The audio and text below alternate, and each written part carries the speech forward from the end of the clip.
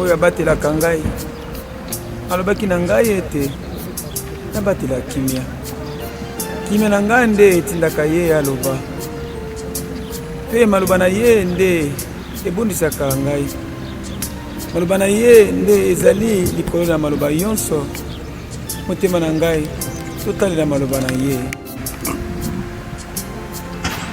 nakobanga te mosikoli na ngai azali akolobela ngai azali na bomoi nakobanga te mosikoli na ngai azali akolobela ngai azali na bomoi nakoloba nini lisusu maloba esili ngai nani akososola pasi ya ngai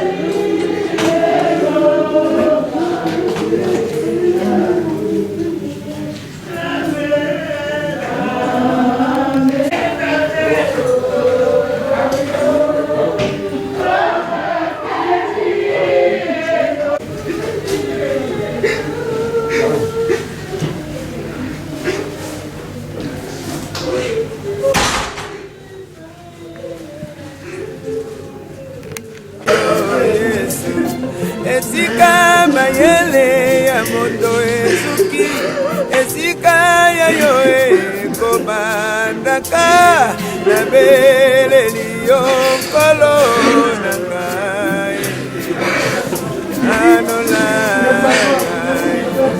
nakobanga te mosikoli na ngai azali akolobi na ngai azali na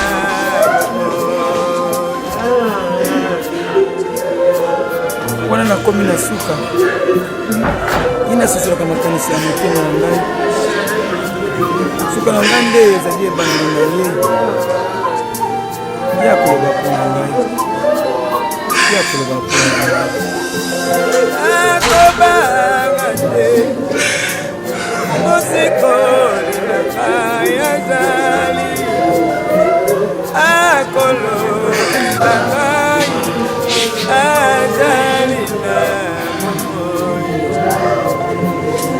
akobanga te mosikoli na ngai azali akolobi na ngai azali na alukaki lisungi na bato bandeko batuki ngai balobi likambo na ngai ekomela olozali wapi olakaki ngai okotika ngai te olakaki ngai okobwaka ngai te nabeleli yo nkolo na ngai yanolanga nakobanga te mosikoli na ngai ezali akolobi na ngai azali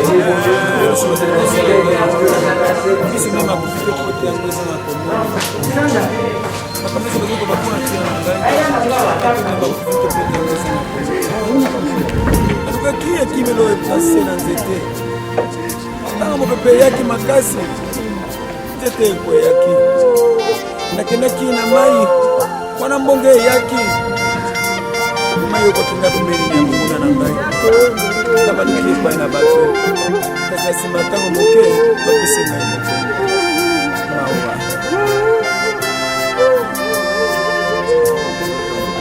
nakobanga te mosikoli na ngai azali akolobi na ngai azali na nakobanga te mosikoli na ngai azali akolobi na ngai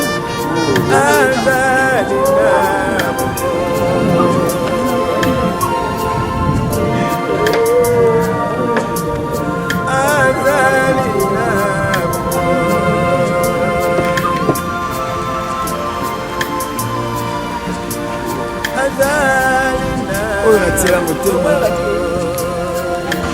oyo natira elikia oyo natelaka oyo nazali kati na makanisi na ngai nyonso oyo atelisaka nga nzela amipesa mosala ya kolala te takonimbaka te mpona tika kobatela ngai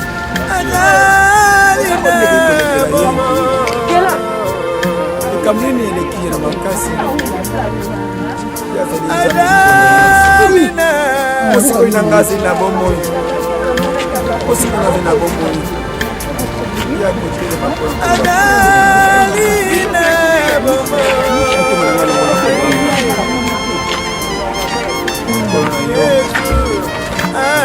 banga na talo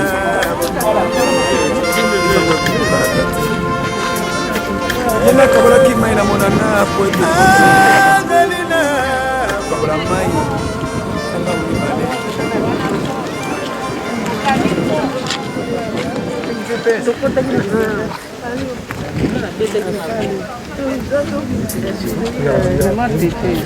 oyo abatelaka ngai alobaki na ngai ete nabatela kimia kimia na ngai nde etindaka ye aloba mpe maloba na ye nde ebundisaka ngai maloba na ye nde ezali likolo na maloba nyonso motema na ngai totalela maloba na ye. Nakobanga te mosikoli na ngai azali akolobela ngai azali na bomoi. Nakobanga te mosikoli na ngai azali akolobela ngai azali na bomoi.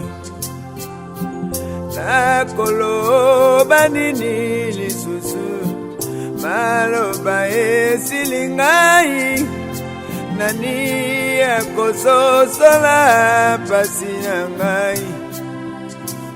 Nzeyo Yesu esika mayele ya moto esuki esika ya yo ekobandaka na beleli yo nkolo na ngai yanola ngai. Nakobanga te mosikoli na ngai azali akolobela ngai azali na bomoi. Wana nakomi na suka ina sosolaka makanisi ya motema na ngai. Suka na ngai nde ezali ebandeli na ye ya koloba mpo na ngai ya koloba mpo na ngai. Nakobanga te mosikoli na ngai azali akolobela ngai azali na bomoi. Nakobanga te mosikoli na ngai azali akolobela ngai azali na bomoi. Nalukaki lisungi na bato bandeko batuki ngai balobi likambo na ngai ekomela. Olozali wapi olakaki ngai kotika ngai te olakaki ngai kobwaka ngai te na beleli yo nkolo na ngai yanola ngai. Nakobanga te mosikoli na ngai azali akolobela ngai azali na biso mie makufi te pote yango ezanga komona makambo nyonso bazali kobapona tina na ngai matoi ne makufi te pote yango ezanga koyoka. Nalukaki ekimelo na se na nzete ntango mopepe eyaki makasi nzete ekoyaki. Nakendaki na mai wana mbonge eyaki mayo bakinga pembeni ya monguna na ngai nabaluki epai na bato kasi nsima ntango moke bapesi ngai mokongo mawa.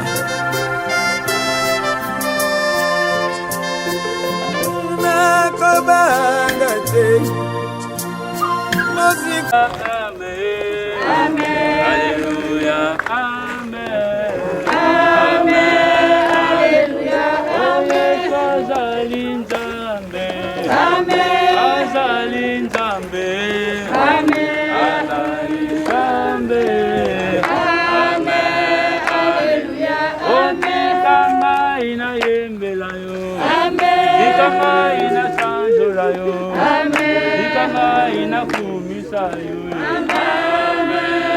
Alleluia. Oh mosantu yo zali Nzambe. Amen. Ikabiso to yembela yo. Amen. Il est vivant, Jésus. Il est vivant. Oh, il est vivant, Jésus. Il est vivant.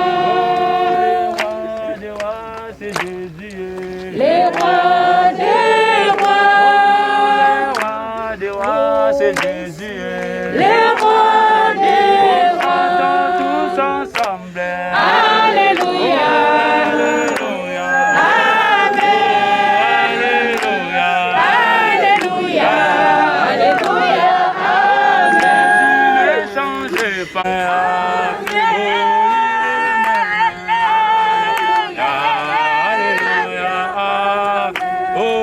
tu es Seigneur Jésus, est Saint. Oh, tu es Seigneur Jésus, est Saint. Oh, tu es le roi Jésus, est le roi. Oh, tu es le roi Jésus. Oh, Jésus, Sama. Oh, Tonetorio.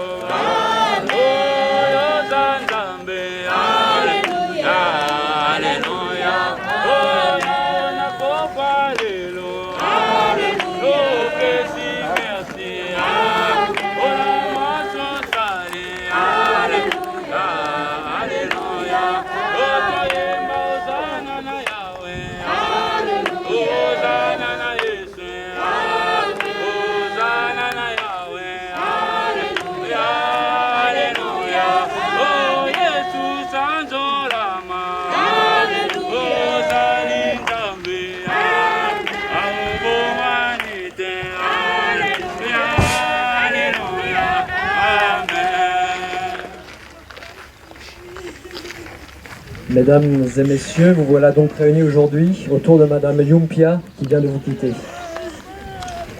Les quelques moments que nous allons passer ensemble vont vous permettre de lui rendre un dernier hommage. Celui-ci s'accompagnera d'une célébration organisée par le pasteur Rogès, veuillez m'excuser, et nous procéderons bien sûr par la suite à l'inhumation où vous pourrez vous approcher et faire un dernier geste. Je passe donc la parole au pasteur Olivier Rogès.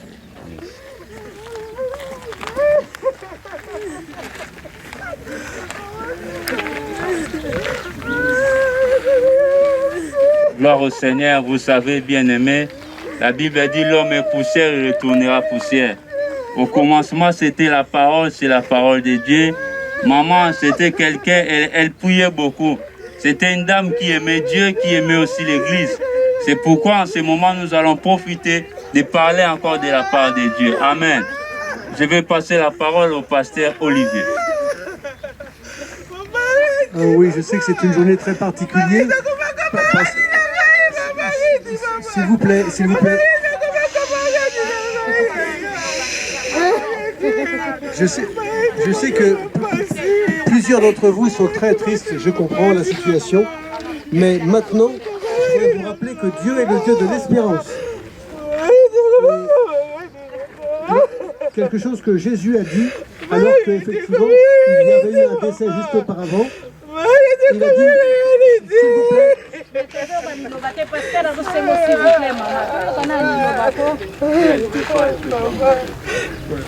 donc, quelques paroles que Jésus a prononcées.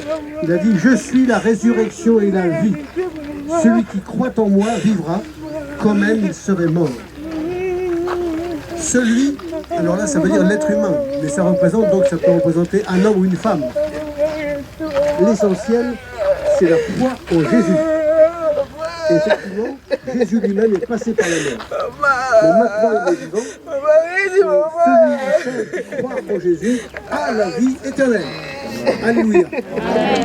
Donc c'est vrai que c'est une séparation qui est difficile à vivre pour certains, je comprends très bien. Mais avec Dieu, il y a un bel avenir et il y a de l'espérance. Et puis, on va voir un deuxième passage maintenant qui se situe dans le livre de l'Apocalypse.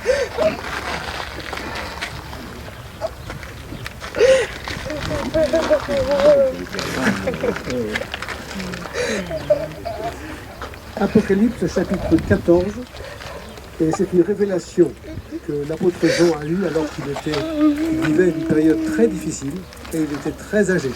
Et puis il a eu une révélation, et voici ce qu'il a eu à écrire. Apocalypse chapitre 14 verset 13. Et j'entendis du ciel une voix qui disait, écris, heureux dès à présent les morts qui meurent dans le Seigneur. Oui, dit l'Esprit, afin qu'ils se reposent de leurs travaux, car leurs œuvres les suivent. Amen. Amen. Vous voyez, heureux dès à présent, donc maintenant. D'accord? Maintenant, c'est valable. Heureux dès à présent, ceux qui meurent dans le Seigneur, ceux qui meurent avec la foi en Jésus. Pourquoi? Eh bien, il est écrit, donc, oui, dit l'Esprit, c'est le Saint-Esprit qui parle, afin qu'ils se reposent de leurs travaux. C'est vrai que vivre notre foi sur cette terre, c'est pas toujours si facile que ça. Il y a bien des choses à faire. Et effectivement, lorsque nous passons par la mort, eh bien, il y a du repos. Mais attention, notre âme est toujours vivante. Hein. Et puis, afin qu'ils se reposent entre vous, car leurs œuvres les suivent. Vous savez que Dieu est bon et il aime quand on fait du bien. Et les bonnes œuvres, eh bien, Dieu les connaît et elles sont notées. Elles sont vraiment écrites dans un livre. Et Dieu prendra plaisir à accorder les récompenses à ceux qui ont fait le bien. Alléluia. Et donc, moi, cette personne qui vient de décéder, je comprends qu'il y ait de la souffrance dans les cœurs, mais dites-vous bien que Dieu est le Dieu de l'espérance, et c'est une séparation provisoire, mais après il y aura plus tard des retrouvailles, et je pense que notre sœur, elle est vraiment dans la paix et le repos de Jésus-Christ. Amen. Parce qu'elle avait la foi en Jésus, et parce que vraiment elle a essayé de garder cette foi jusqu'au bout, dans les jours faciles et aussi dans les jours difficiles. Alors, voilà, c'est ce que j'avais à vous transmettre.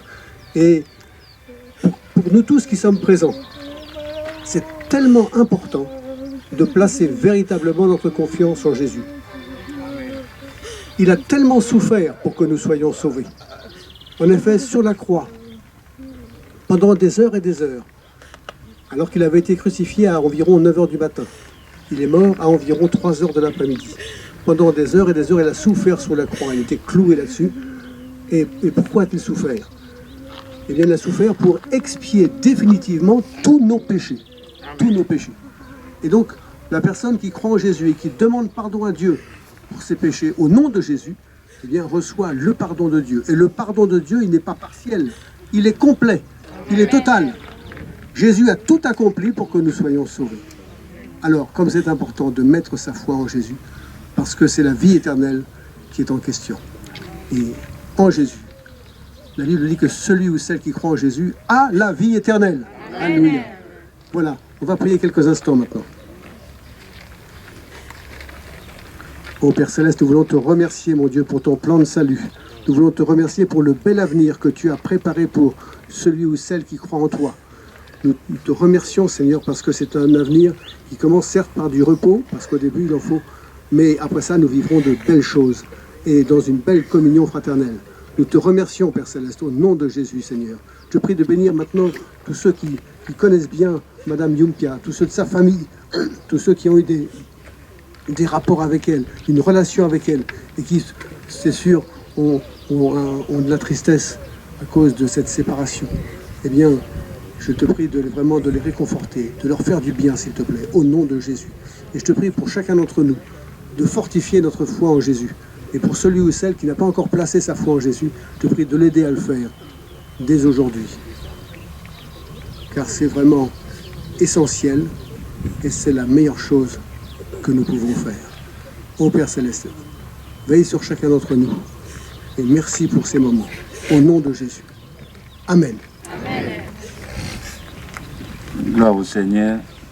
Nous allons prier encore pour la famille. Nous allons recommander la famille entre les mains de Dieu. Que Dieu puisse consoler la famille, soutenir la famille. Parce que dans des moments comme ça, il y a toujours des problèmes.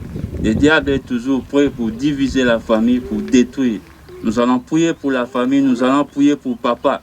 Parce que c'est son mari. Que le Seigneur puisse soutenir son mari. Parce que ce n'est pas facile que ta femme, que tu aimais beaucoup pendant plus de 40 ans, qu'elle part. Donc, et pour les enfants aussi notamment, qui étaient comme maman. Nous tous, on a mangé. C'est une maman que j'aimais beaucoup, elle était bien.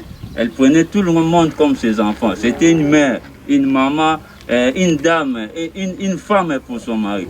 Nous allons prier pour la famille, recommander la famille entre les mains du Seigneur. Prions dans le nom de Jésus. Seigneur Dieu Tout-Puissant, nous prions pour la famille. Nous recommandons, Éternel, ces moments entre tes mains.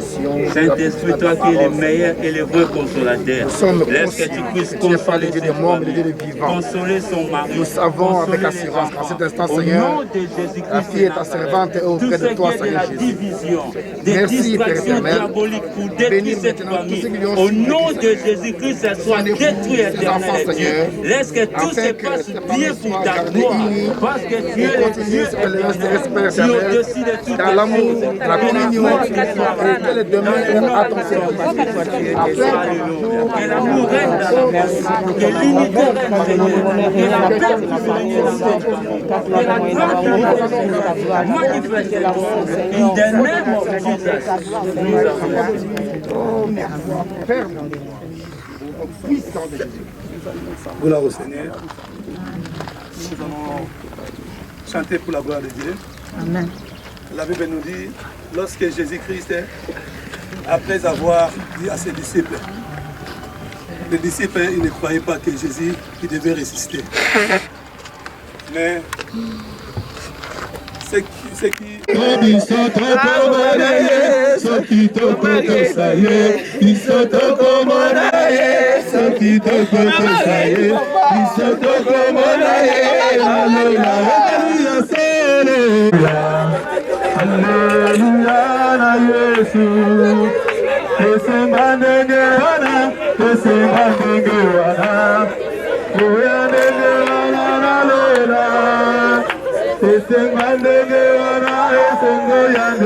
Hallelujah, hallelujah, na Yesu, onenza oh, hallelujah, na ezali ya solo. Oh, hallelujah, hallelujah, onenza benanga. Alléluia, Jésus.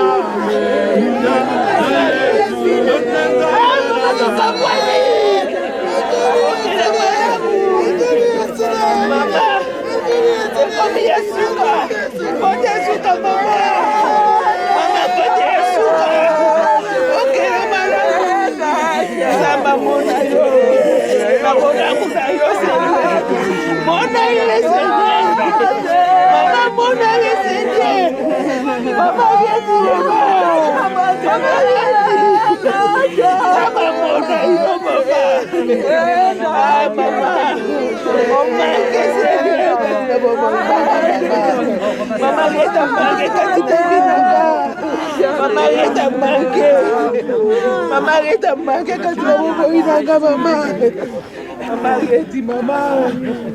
Mama yo baksa implice na bomo inanga mama. Ayo ko sala boete du cancela la yo. Ah mama yeti mama. Mama yeti na maladi na zo continue ko pesa ratoni. Ayo lu cancela na yo ko na makama mokije te. Ah mama yeti. Ayo lu cancela yo. Ko na makama mokije te mama. Maleki. Mwana yo moko la suko tubaki ya mwana kati na bomo inanga seye. Tukatsera na yo. Tukatsera na yo. Mwana na makama mokijo te. Tukatsera na yo mama. Zambe. Mona ye Seigneur. Zambe mona ye. Zambe mona ye.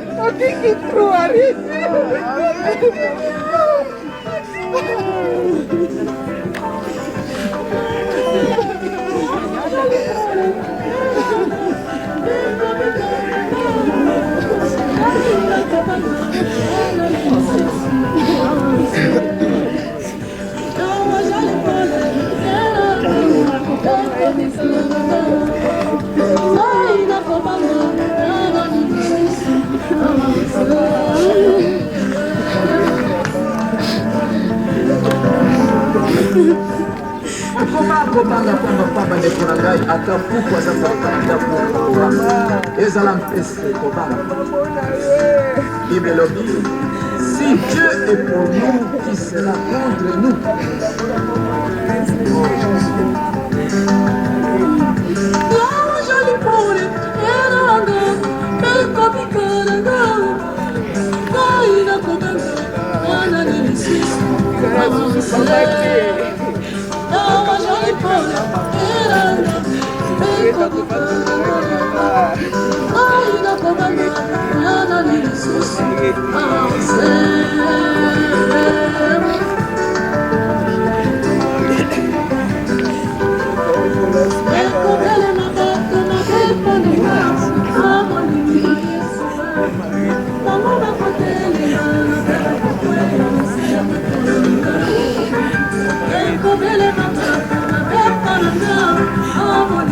Voilà ta fleur. Régler ta fleur.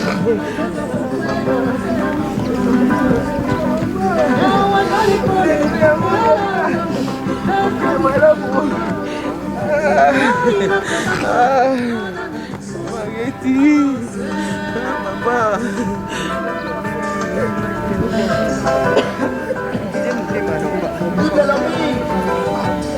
Tous ceux qui espèrent en toi ne seront point confondus, mais ceux-là qui seront infidèles, sans toi, eux seront confondus. Psaume 25, verset 3.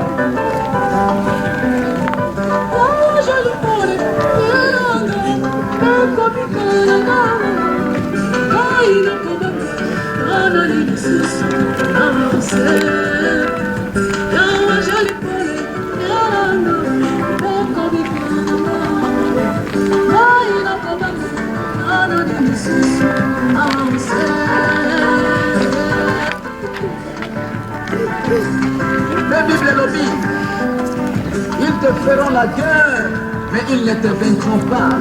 Jérémie 15, verset 20.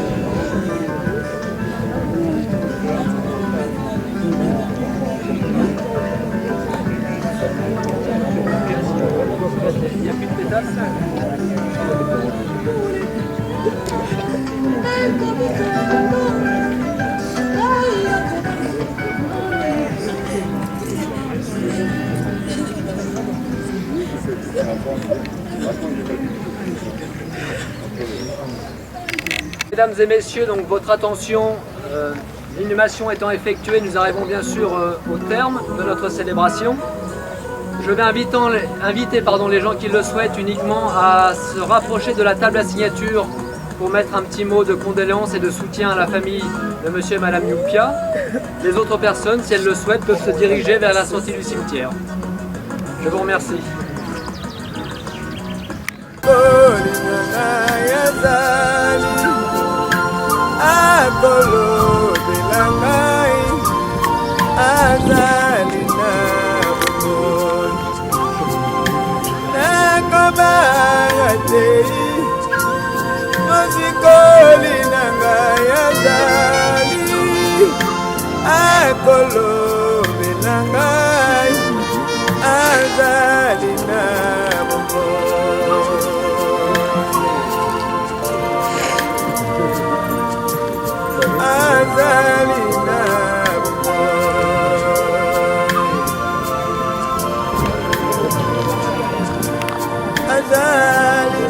oyo natila motema oyo natila edikia oyo natelelaka ntango nyonso oyo azali kati na makanisi na ngai nyonso oyo atalisaka nga nzela amipesa mosala ya kolala te ya konimbaka te mpo na ntina ya kobatela ngai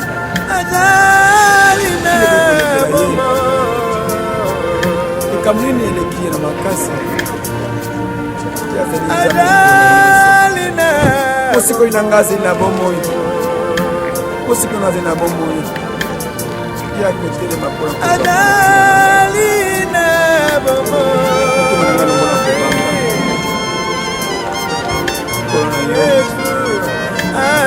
banga na talo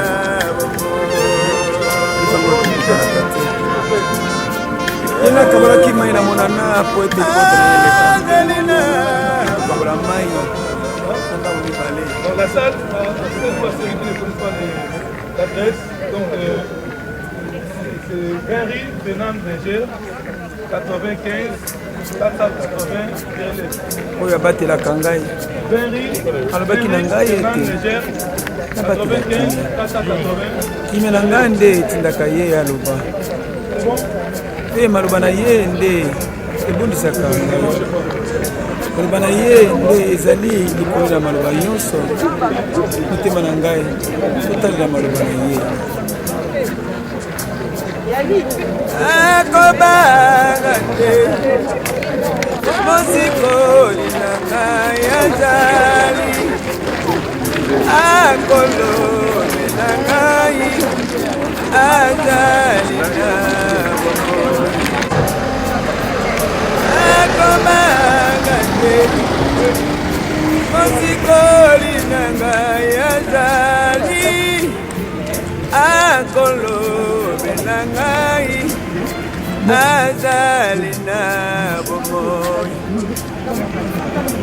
akoloba nini lisusu aloba esili ngai nani akososola pasi ya ngai seyo Yesu esika mayele ya moto esuki esika ya yo ekomandaka nabeleli yo nkolo na ngai anola ngai nakobanga te mosikoli na ngai azali akolobe na ngai azali na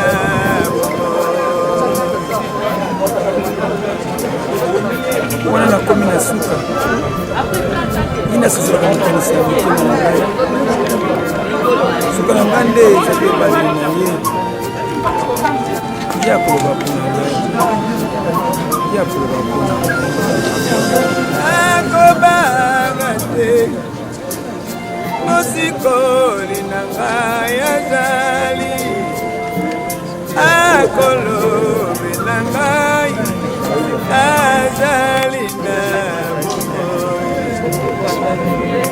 akobanga te mosikoli na ngai azali akolobe na ngai azali na bomoi nalukaki lisungi na bato bandeko batuki ngai balobi likambo na ngai ekopela olozali wapi olakaki ngai okotika ngai te olakaki ngai okomwaka ngai te nabeleli yo nkolo na ngai yanola nakobanga te mosikoli na ngai azali akolobe na ngai azali na biso mpe makubi te pote yango eza na komona makambo eza bezoko bapointir na ngai matene makubi te pote yango eza na komona alukaki yaki belo eplase na nzete ntango mopepe eyaki makasi nzete ekoyaki nakendaki na mai wana mbongo eyaki mai okokinga pembeni ya monguna na ngai nabaluki epai na bato kasi ya nsima ntango moke bakosinga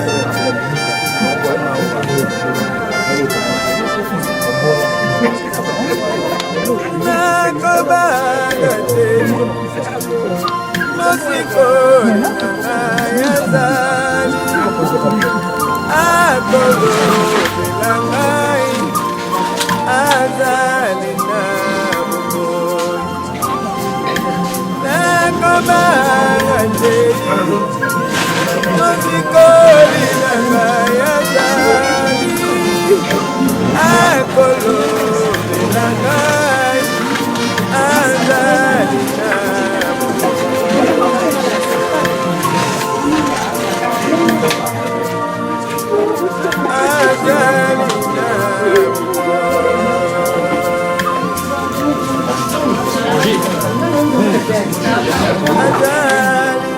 oyo natila motema oyo natila elingia oyo napelaka oyo azali kati na makanisi na ngai yose oyo apelisaka nga nzela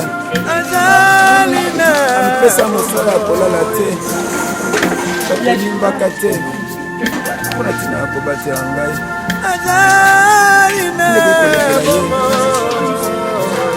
likambo nini elekile na makasi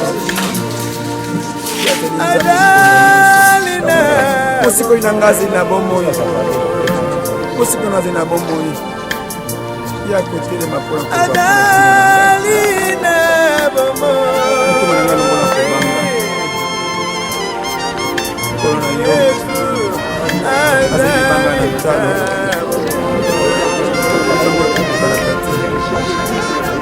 yena kabalaki mai na monana po ete kabola mai na mibale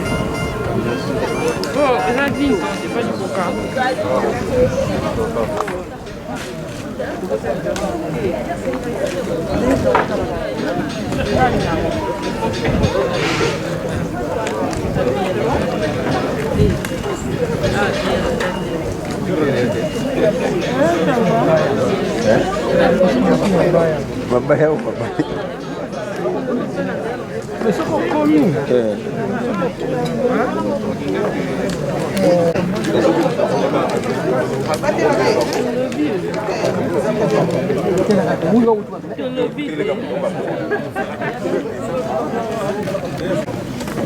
Nga mama Béa.